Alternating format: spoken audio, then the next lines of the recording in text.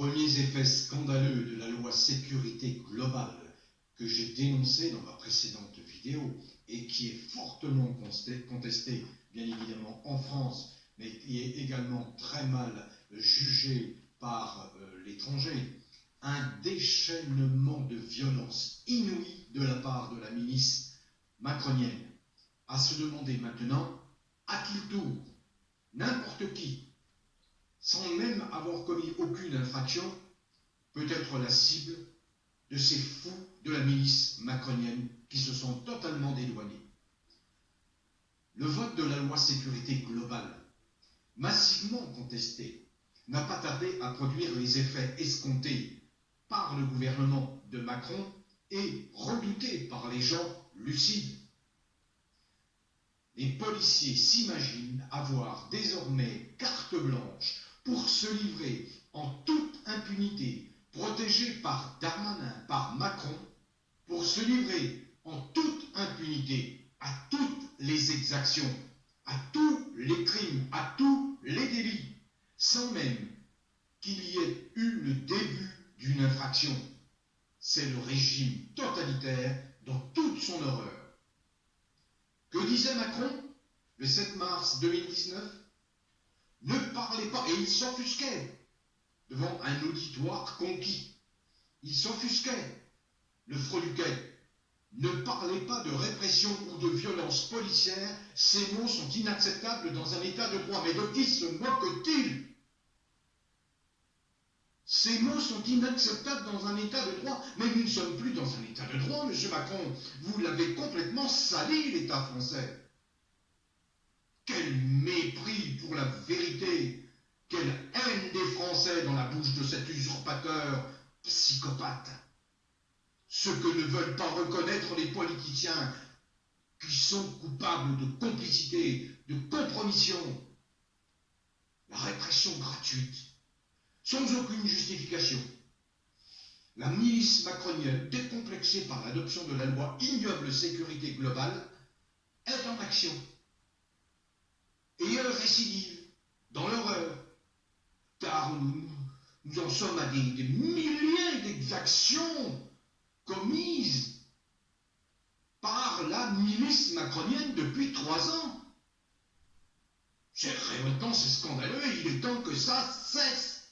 Voilà pourquoi je n'ai de cesse de dire qu'il faut destituer ce fou qui n'a absolument pas sa place à l'Élysée. Bien sûr que non. Regardez, la scène se passe le 21 novembre, en soirée, dans le 17e arrondissement de Paris.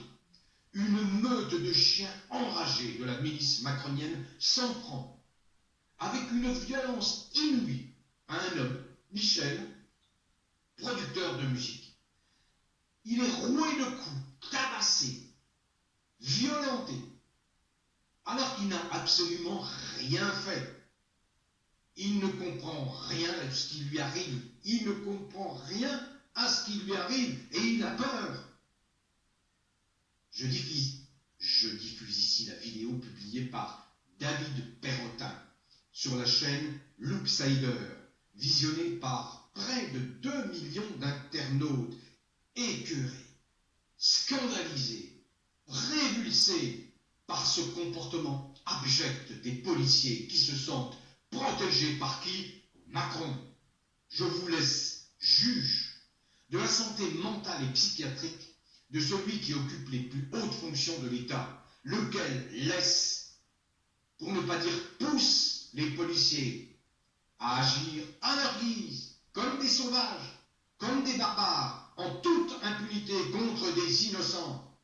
Cette agression odieuse confirme la volonté de Macron de terroriser la population. C'est le but de la loi infâme sécurité globale qui vient d'être votée. C'est le sujet de ma précédente vidéo. Nous en avons une énième preuve avec cet acte criminel perpétré par des brutes sans cervelle qui croyaient ne pas être filmés, mais leur comportement inqualifiable jette un lourd discrédit, pour ne pas dire un discrédit total, sur la police. Policiers dignes et qui avaient de l'honneur, réagissez, tournez le dos à ce régime macronien. Et il rien de cesse de vous appeler à cette désobéissance qui vous honorerait. Cette barbarie dure depuis plus de 3 ans.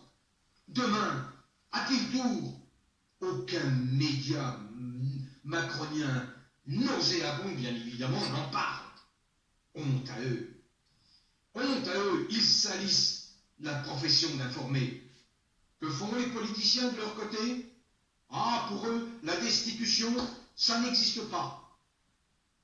Ça n'existe pas.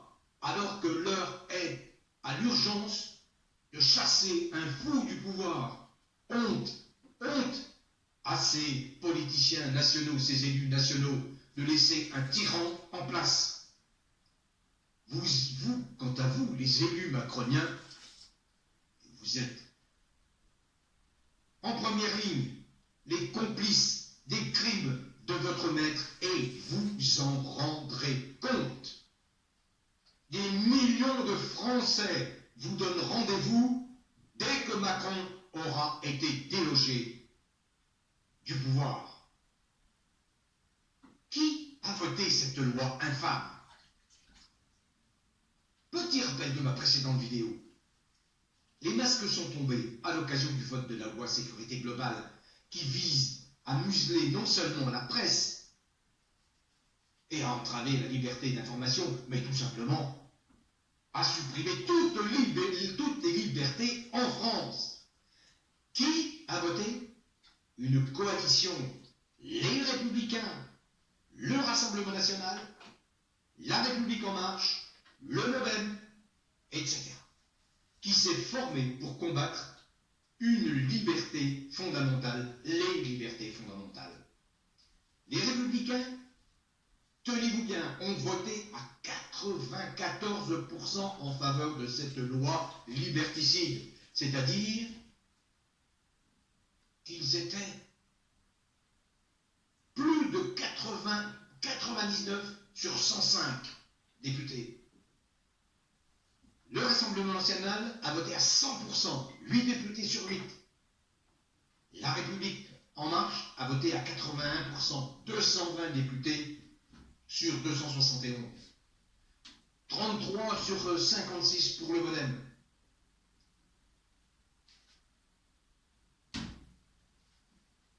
Il faut bien comprendre que cette dérive à laquelle nous assistons,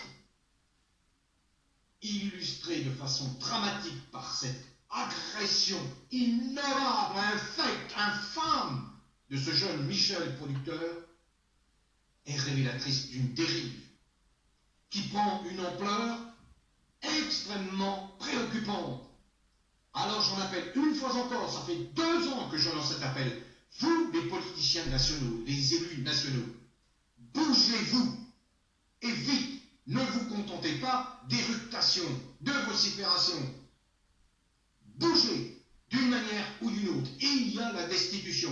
Engagez-vous dans la direction, dans l'enclenchement d'une procédure de destitution contre Macron.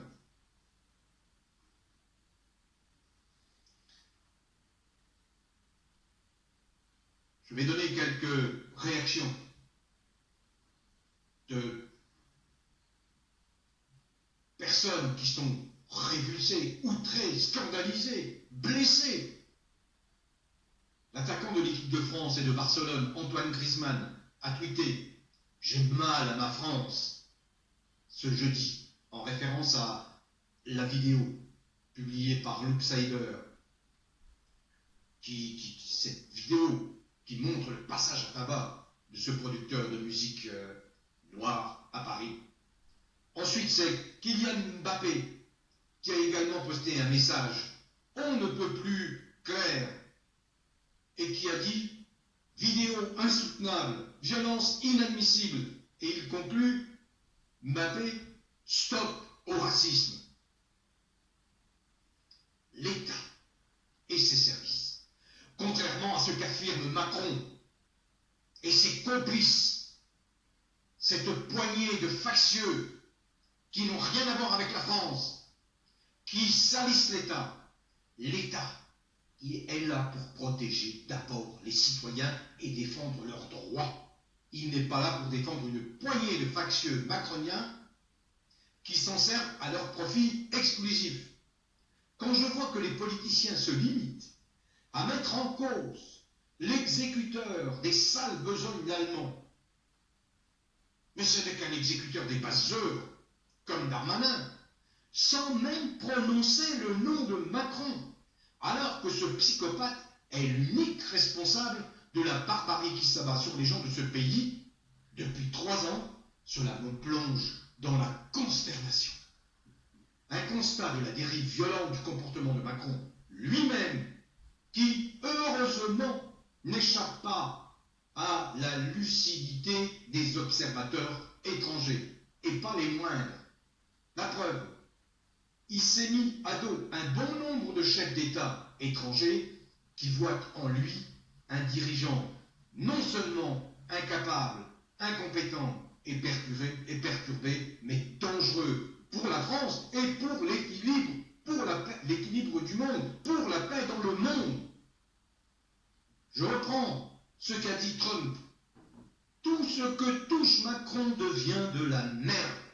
Trump, président encore en exercice des États-Unis, où là, l'élection n'est pas encore jouée. On ne sait pas qui sera le prochain président des États-Unis. Je renvoie également aux commentaires sévères, mais justes, très justes, du ministre des Affaires étrangères russe, Sergueï Lavrov, qui réagissait aux dernières attaques de Macron. Oui, car Macron passe son temps à invectiver, attaquer la Russie et d'autres pays. Sergueï Lavrov, qui réagissait donc aux dernières attaques de Macron contre la Russie et à la répression macronienne qui s'évite en France, a dit ceci. Ah, si cela se produisait en Russie ou en République de Biélorussie, je peux imaginer que le bruit que cela ferait. Enfin, je conclus mon propos par une lueur d'espoir, parce que ça bouge. Ça bouge aussi dans le bon sens. Lueur d'espoir dans cette pénombre macronienne. La justice semble se reprendre, se ressaisir, retrouver sa dignité, retrouver le chemin du bon sens. Le tribunal administratif de Lyon a condamné l'État à 800 € pour blessure infligée par un tir LBD à une manifestante. La plainte avait, dans un premier temps, été rejetée par le procureur de la République. Je vous laisse visionner cette vidéo. C'est très dur, mais visionnez-la intégralement.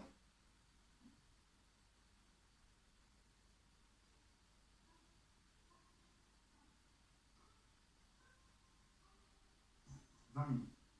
20 minutes de passage en règle, une violence inouïe. Le document qui va suivre est saisissant. Il montre Michel, un producteur de musique parisien, à la tête de Black Gold Studio, roué de coups par 3 policiers, simplement parce qu'il ne portait pas son nom. Les agents, accusés d'avoir commis de nombreux propos racistes, s'en sont également pris à 9 jeunes artistes, eux aussi présents dans les studios d'enregistrement. Selon la première version des 3 agents, Michel aurait tenté de prendre leur arme et les aurait frappés. Et ces policiers ne savaient pas qu'ils étaient. Les vidéos que Salah s'est procurées, de 20 minutes tirées de la surveillance du local, mais aussi des images captées par les voisins, montrent que cette version est totalement mensongère. Et sans ces images, la parole des victimes aurait ressenti très peu de poids face à celle des forces de l'ordre. Encore traumatisé, Michel a accepté de témoigner avec la découverte et de revenir minute par minute sur sa violente agression. Nous sommes le 21 novembre, il est 19h40. Le producteur arrive devant son local quand il croise une voiture de police. Comme il n'a pas de masque, il décide de rentrer dans ses studios pour éviter une éventuelle attaque. Il ne sait pas que les 3 policiers en question sont sortis de leur voiture pour le suivre jusque devant les locaux. Sans dire un mot, les policiers pénètrent de manière totalement illégale dans ces studios et tentent de le faire ressortir. Avant d'entendre un mot, j'ai senti des mains qui me poussaient, on me tirait, je sais plus trop, et puis là ils me demandent de sortir. Je leur dis je suis chez moi. Ils sont directs, assez virulents, et moi à ce moment-là, j'ai peur. Je me demande ce qui se passe, je comprends pas ce qui se passe. Il y a des gens qui passent, j'essaie d'interpeller tout le monde, à l'aide, je crie à l'aide, qu'est-ce qui se passe? Franchement, ça va tellement vite, je me demande même si c'est des vrais policiers à ce moment-là. Je ne sais pas si c'est des vrais policiers. Celui qui m'attrape derrière, il est en civil, il est virulent tout de suite, là il ferme la porte, il me tabasse, voilà, il me tabasse là. Pendant 5 minutes et 12 secondes en effet, les policiers du 17e arrondissement infligent plus d'une vingtaine de coups de poing et une dizaine de coups de pied. Michel reçoit aussi une quinzaine de coups de matraque, principalement au niveau de son visage et de son crâne. Les policiers lui donnent aussi des coups de genoux dans la tête et l'étranglent à plusieurs reprises. Vu la violence et puis tous les coups que je me prenais, je me dis, si je tombe par terre, je vais rester par terre, je ne vais pas me relever. Je ne voulais pas avoir de gestes de virulence qui allaient jouer contre moi par la suite. C'est-à-dire que j'étais complètement conscient de ça. Complètement, tout le temps. Là. Il ne fallait pas que je lève les mains, que je fasse quelque chose qui pourrait s'apparenter à être quelque chose de violent. Et voilà, quand je lui parle, je vais lui expliquer. Et là, il me dit quoi? Sale nègre, ta gueule, on va te défoncer. Ils disent quoi dans l'insulte exactement? J'ai beaucoup entendu le sale nègre. J'ai beaucoup entendu le sale nègre. Et là, c'est des coups de matraque que je me prends comme ça. Je sais pas. Là, la porte, là, je l'ai ouverte parce que j'ai des artistes en bas. Je criais au secours, à l'aide, appelez la police. À mes artistes, là, il y avait des gamins. Même moment au sous-sol, les 9 artistes enregistrent un morceau. Après de longues minutes, ils entendent les hurlements de leur producteur et décident de monter les escaliers vers la salle d'entrée pour y venir en bas. On ne savait pas ce qui se passait en fait. On voulait savoir, mais la porte était bloquée. Mais on a réussi à ouvrir la porte un peu et on a vu que c'était des policiers qui frappaient Michel. Et Michel criait aussi. Il disait allez. À ouvrir, wesh! À ouvrir, wesh! Force de pousser, ils ont lâché. Et ils ont pris peur. Ils sont sortis aussi. Et ils ont libéré Michel. On a fermé la porte du studio. Là, il y a des gamins, il y en a un qui a 16 ans dedans. Il me demande qu'est-ce qui se passe, je dis j'en sais rien. Je sais pas ce qui se passe. Je suis en sang, Finalement repoussés à l'extérieur, les policiers tentent à nouveau d'entrer dans les locaux en essayant de défoncer la porte et de briser la vitrine à coups de main.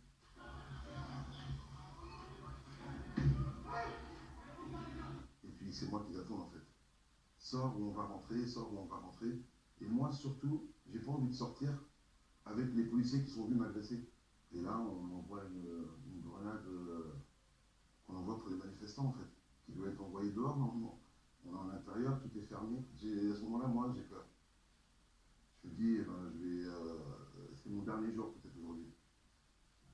Voilà ce que je me dis. C'est mon dernier jour, je ne sais pas pourquoi. Les 3 agents, qui ont appelé des renforts, dégainent leurs armes et exigent que Michel sorte de l'eau.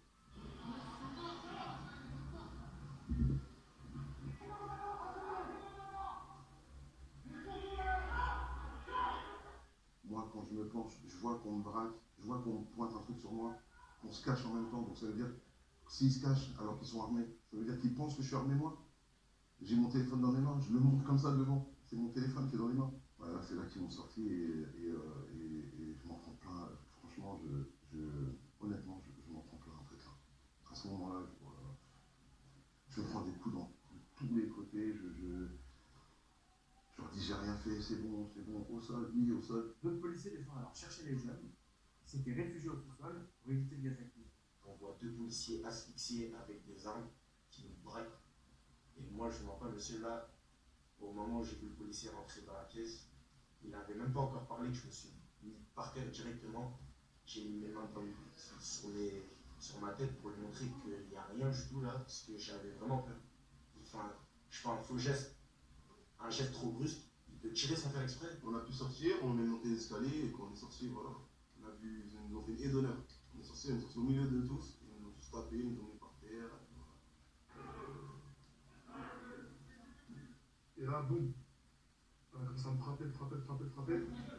Et ça a pris ma tête, ça m'a traîné jusqu'à 5 mètres. Et ça m'a frotté le visage. Après, ils m'ont enchaîné 2 coups. Et j'ai entendu caméra. C'est des passants qui filmaient par la fenêtre. C'est quoi ce bordel? Et dès que j'ai entendu le policier dire caméra, on est filmé, ils ont arrêté de frapper. On ne sait pas en fait. On ne sait pas ce qui s'est passé, on ne sait pas la raison de leur venue. Et même eux, je pense, ne sauront pas dire pourquoi ils sont venus. Donc ça procure une sensation de dégoût, de haine. Une fois au commissariat, les policiers accusent Michel d'outrage et de rébellion, mais aussi d'avoir voulu subtiliser leurs armes. Ils le placent en garde à vue. Les 9 autres victimes sont immédiatement relâchées après une simple prise d'identité. Et alors que la mineure faisait partie du groupe, ses parents n'ont pas été contactés. Sur l'ensemble des vidéos analysées par l'Insider, Michel est le 9 victimes, ne portant lui à aucun moment un geste violent à l'égard des femmes. Alors, les policiers indiquaient que mon client les aurait tirés dans son établissement, dans sa société, ce qui ne correspond pas du tout à la réalité de ce qu'on voit sur les vidéos. Ils indiquent qu'il les aurait pris à partie, les aurait violentés et appelé du renfort. Donc, en réalité, il appelle à l'aide. Ce sont fausses déclarations qui sont dites de police sont évoquées. À tout égard, et heureusement qu'on a les vidéos. Sans ces images-là, moi, je suis en prison aujourd'hui. Je suis en prison et mes proches, mes amis, ma famille, les gens que j'aime, auraient pensé que, comme le disent les policiers dans leur déclaration, que j'ai voulu prendre leur arme, que je leur ai mis des coups. Après 48 heures de garde à vue, Michel a pu faire constater son état par des médecins et a obtenu 6 jours de vie. Parmi ses multiples blessures, la victime a une déchirure au tendon et le crâne ouvert enfermé par 2 agrafes. Il y a aussi de nombreux hématomes et différentes plaies sur le corps. Contacté par l'Observer ce mardi, la préfecture de police de Paris dit ne trouver aucune trace de cette intervention. Il n'a pu répondre à aucune de nos questions. Après avoir reçu les vidéos de l'avocate des victimes, le parquet de Paris nous précise avoir placé sous suite et poursuivi contre Michel. Une enquête contre série IGPN a aussi été ouverte contre les 3 policiers pour violence par personne dépositaire de l'autorité publique et faux en écriture. Aujourd'hui, Michel et son associé, Valérie Atlan, tentent toujours de comprendre ce qui a motivé ce déchaînement de violence. Je ne sais pas si c'est une question de couleur, une question de statut social, une question de qu'est-ce que ce grand noir fait dans le 17e, c'est pas possible que cet immeuble soit admis. J'ai cette colère-là. Au final, qu'est-ce que vous voulez? Vous voulez me contrôler? Il fallait me dire contre l'identité. J'ai des amis policiers, moi. Des amis que j'estime et que j'apprécie beaucoup. C'est pas des gens comme ça. Même, je me refuse de croire que des policiers peuvent être d'accord avec des gens comme ça, en fait.